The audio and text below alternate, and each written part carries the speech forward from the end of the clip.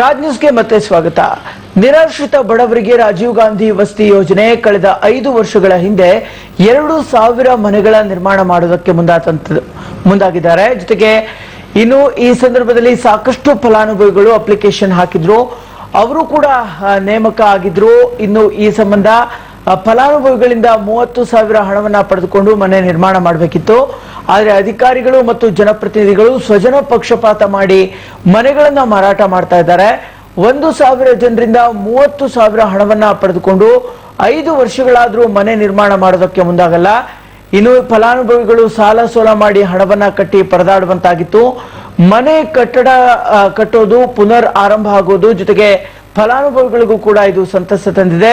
ಇದು Raj news December 3ನೇ ತಾರೀಕಿನಂದು ಸುದ್ದಿ ಪ್ರಕಟ ಮಾಡಿತ್ತು, ಅದರ ಫಲಶ್ರುತಿಯಾಗಿದೆ.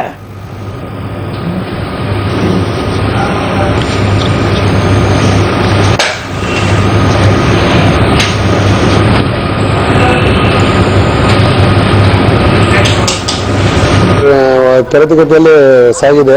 ಒಳ್ಳೆ ಕಾಮಗಾರಿ. ಮೊದಲಿಂದ ಈಗೆಲ್ಲ ಹಿಂದೆ ಬಿಜೆಪಿ ಗೌರ್ಮೆಂಟ್ ಇದ್ದತ್ನಾಗ ಸೋಮಣ್ಣ ಅವ್ರ ಇದ್ದತ್ನಾಗ ಆಗಿತ್ತು ಕೆಲಸ. ಇದು ಕೆಲಸ ಸ್ಟಾಪ್ ಆಗಿ ಇಲ್ಲಿವರೆಗಿನ ಕೆಲಸ ಪ್ರಾರಂಭ ಆಗಿದ್ದಿಲ್ಲ. ಈಗ ಅದು ಏನೋ ಒಂದು ಸ್ವಲ್ಪ ದುಡ್ಡಿನ ಪ್ರಾಬ್ಲಮ್ ಆಗಿ ಲೋನ್ ಇಂದ ಅಂತ ನಿಂತೋಗಿತ್ತು ಕೆಲಸ. ಈಗ ರಾಜೇಂದ್ರ ರಿಟ್ನಾಳ್ ಅವರು ಇದ್ರ ಮುತುವರ್ಜಿ ವಹಿಸಿ ಅಗ್ದಿ ಸ್ವಲ್ಪ ಶೀಘ್ರಗತಿಯಲ್ಲಿ ಇದನ್ನ ಕಾರ್ಯವನ್ನು ಪ್ರಾರಂಭ ಮಾಡ್ಯಾರ. ಇದು ಎಲ್ಲ ವಾರ್ಡಿನ ಜನರಿಗೆ ಬಡ ಬಗ್ಗರಿಗೆ ಒಂದು ಅನುಕೂಲ ಆಗಬೇಕು. ಇನ್ನಿಷ್ಟು ತ್ವರಿತಗತಿಯಲ್ಲಿ ಕಾಮಗಾರಿ ಫಾಸ್ಟ್ ಆಗಿ ನಡೆದು ಸಾರ್ವಜನಿಕರಿಗೆಲ್ಲ ಒಂದು ಒಳ್ಳೆ ರೀತಿಯಿಂದ ಇದನ್ನ ಕಾಮಗಾರಿ ಮಾಡಿ ಕೊಡಬೇಕಂತೇಳಿ ನಮ್ದೊಂದು ಒತ್ತಾಯ. ಮೀಡಿಯಾದವ್ರದ್ದು ಮತ್ತು ಪ್ರೆಸ್ನವ್ರದ್ದು ಮ್ಯಾಕ್ಸಿಮಮ್ ಪ್ರೆಷರ್ ಇತ್ತು. ಬೆನಿಫಿಷರೀಸ್ ಪ್ರತಿ ಸಾರಿ ಮುನ್ಸಿಪಾಲಿಟಿ ಬಂದು ನಾವು 30,000 ರೂಪಾಯಿ ಕಟ್ಟಿ ಇಷ್ಟು ದಿನ ಆಗಿದೆ, ಇವತ್ತಿನವರೆಗೆ ನಮ್ಗೆ ಡಾಕ್ಯುಮೆಂಟ್ಸ್ ಕೊಟ್ಟಿಲ್ಲ, ಮನೇನೂ ಕೊಟ್ಟಿಲ್ಲ ಕೇಳ್ತಾ ಇದ್ರು.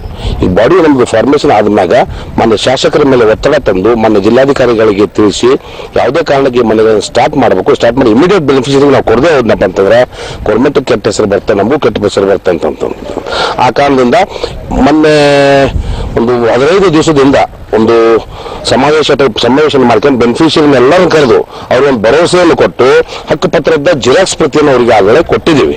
ಮತ್ತು ಮನೆ ನಿರ್ಮಾಣದ ಕೆಲಸನ ಒಂದು 6 ರಿಂದ 8 ತಿಂಗಳಲ್ಲಿ ನಿಮಗೆ ಮನೆ ನಿರ್ಮಾಣ ಮಾಡಿಕೊಡ್ತೀವಿ ಅಂತ ಅವರಿಗೆ ವಚನವನ್ನು ಕೊಟ್ಟಿದ್ದೇವೆ. ಆ ಪ್ರಕಾರ ಈಗ ಕೆಲಸ ಸ್ಟಾರ್ಟ್ ಆಗಿದೆ.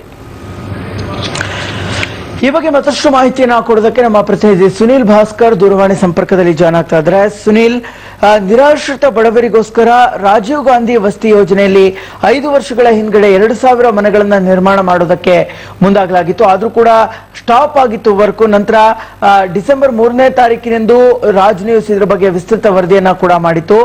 ಜೊತೆಗೆ ಈ ಅಧಿಕಾರಿಗಳು ಯಾವ ರೀತಿಯಾಗಿ ಎಚ್ಚೆತ್ತುಕೊಂಡ್ರು ನಮ್ಮ ವರದಿ ಯಾವ ರೀತಿಯಾದಂತಹ ಪರಿಣಾಮ ಆಯ್ತು ಸುನಿಲ್? ಹೌದು ಸುಧನ್, ಏನಂತಂದ್ರೆ ಕಳೆದ 5 ವರ್ಷಗಳ ಹಿಂದೆ ಏನು ರಾಜೀವ್ ಗಾಂಧಿ ವಸತಿ ಯೋಜನೆಯಡಿ ಒಂದು 2,000 ಮನೆಗಳ ನಿರ್ಮಾಣ ಕಾಮಗಾರಿಯನ್ನು ಆರಂಭ ಆಯಿತು.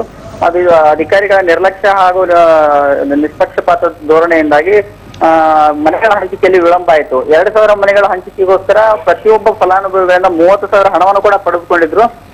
30,000 ರೂಪಾಯಿ ಹಣದಲ್ಲಿ 30,000 ರೂಪಾಯಿ ಸಾಲ ಸೋಲ ಮಾಡಿ ಏನು ಫಲಾನುಭವಿಗಳು 30,000 ರೂಪಾಯಿ ಹಣವನ್ನು ಕಟ್ಟಿದ್ರು ಕೂಡ ಅವರಿಗೆ ಯಾವುದೇ ರೀತಿಯಾದಂತಹ ಮನೆಗಳ ಹಂಚಿಕೆ ಆಗಲಿ ಅಥವಾ ಮನೆಗಳ ಹಕ್ಕುಪತ್ರವಾಗ್ಲಿ ನೀಡಿರಲಿಲ್ಲ.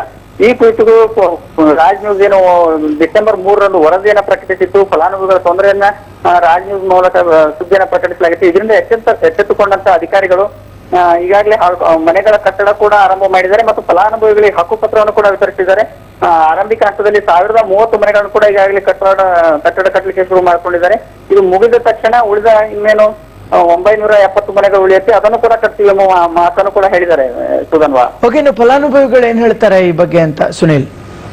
ಹೌದು ಸುಧನ್ವಾ, ಫಲಾನುಭವಿಗಳು ಸಾಕಷ್ಟು ವರ್ಷಗಳಿಂದ ಸಾಲ ಸೋಲ ಮಾಡಿ 30,000 ಹಣವನ್ನು ಕಟ್ಟಿದ್ರು. 5 ವರ್ಷಗಳಾದ್ರೂ ಕೂಡ ಅವರಿಗೆ ಹಣ ಯಾವುದೇ ರೀತಿಯಾದಂತ ಹಣಕ್ಕೆ ಪ್ರತಿಫಲ ಕೂಡ ಸಿಕ್ಕಿರ್ಲಿಲ್ಲ.